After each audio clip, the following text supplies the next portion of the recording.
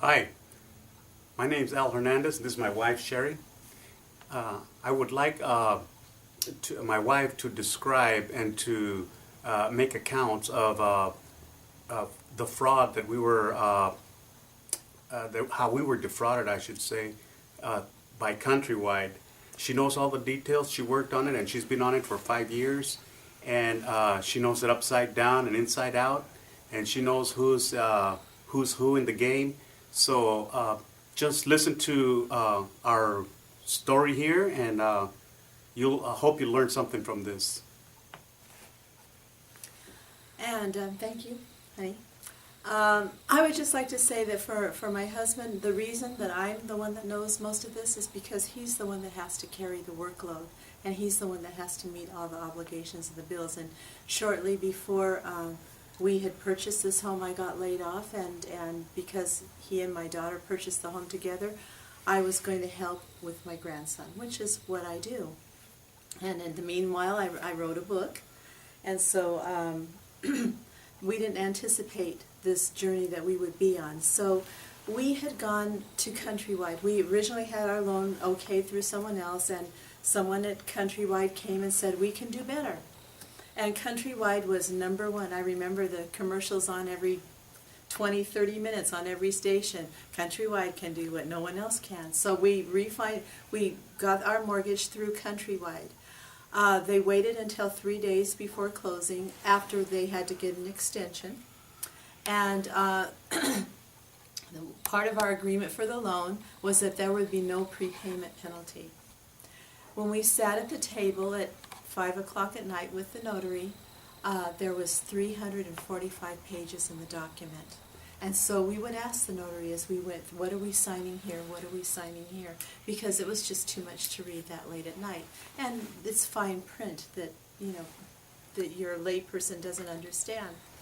But one of the things that came in, it was like 0.25% higher on the interest. We sat there, my husband and I talked about it, and we figured it'd be $25 to $50 more a month. Okay, we could handle that.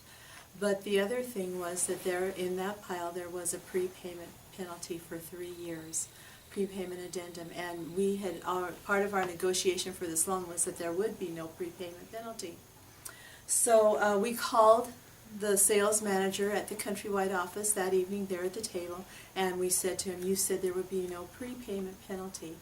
And he told us, well, I couldn't get it through without, a 3-year, but can you at least do a 1 year? Just go ahead and sign. Just go ahead and sign, he says, and I'll just hold you to a 1 year. And, he says it's going to be too difficult to move again so quickly. So we changed the document to reflect what he said. And I asked the notary at the time, can you notarize this? And he said, yes, I can. He said, if it's not acceptable, you'll have to re-sign the whole contract. So because of that 3-year prepayment penalty, we were locked into a loan that turned out to be a very bad one. They raised our interest 1.5% on the first after 3 months, and 5% on the second, making our monthly payment $600 more than it originally was supposed to be. But we thought at least we didn't get a 3-year prepayment penalty.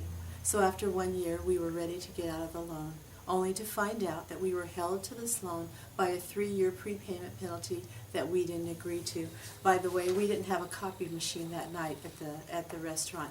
The Countrywide sent us this. After we complained about the 3-year prepayment penalty, they sent us this in the mail, and we faxed it back to them saying, see, there's our proof, and they still would not release us. They held us to it, and during the time they held us to it, we went in the hole $2,500 every month. Every time they didn't answer the phone, every time we couldn't get through, $2,500 every month. We had to refinance. We had to refinance our rental property in order to refinance this, to pay the difference after they released us from the prepayment penalty. They had already made that amount from the time delay. We had to refinance, which we did with another lender, and now we find out that the other lender has sold to PennyMac. And PennyMac, here's a picture of Stanford Curlin, was second in command at Countrywide, is now the CEO of PennyMac. And PennyMac buys loans for pennies on the dollar. You and me, that paid our loan. They pay them. They get them for pennies on the dollar. Then they foreclose and they collect from the insurance, and they will resell your home at whatever market value that they can get. And these same people have lawsuits. Mr. Curlin has over 70 lawsuits filed against him for mortgage fraud, including the FHFA. And he's allowed to open this business under the name of PennyMac. And he's allowed to collect as a Ponzi scheme on the same loans that he originated as Countrywide. Not only him, but several of the executives at PennyMac also belong to Countrywide and to B of A. And they are collecting on people's homes over and above what they had already lost for this country as Countrywide. And no one is doing anything because they're a private organization that is not answerable to any federal agency. The only agencies they have to answer to are the Department of Corporations and the Consumer Financial Protection Agency. And so I'm asking people to please fill out our petition that you want to have this company investigated, because people that have done this kind of crime should not be allowed to profit off of it. They are bragging about making 265% interest.